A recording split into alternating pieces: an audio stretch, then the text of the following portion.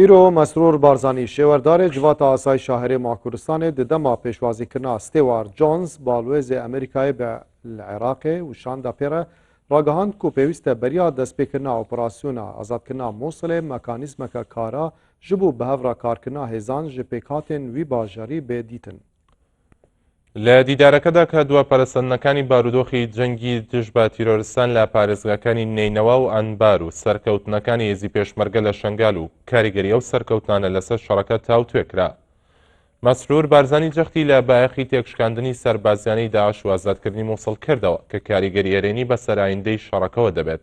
هەروە تیشکی خستە سەر کاریگەریە دەرونیەکان و ئاستیە مانگی نێوان هێزی پێشمەرگە و هێزی هاوپەیمانان و هێزی عراقی و کاریگەری و هەماهەنگیە لە مسۆگەری سەرکەوتن و ڕایگەیاند پێویستە میکانیزمێکی کارا بۆ پێکەوە کارکردنی هێزەکان بدۆزرێتەوە کە نەبێتە هۆی دروستبوونی حساسیەت لە نێوان پێکهاتەکانی ئەو شارەدا.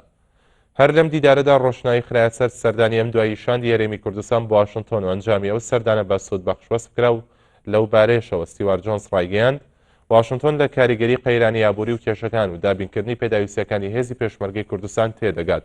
هەروە جەختیش لەوە کرایەوە کە پێویستە هاوپەیمانی نێودەوڵەتی لە تێپەڕاندنی و قەیران و کێشانەدا یارمەتی هەرێمی کوردستان بدات.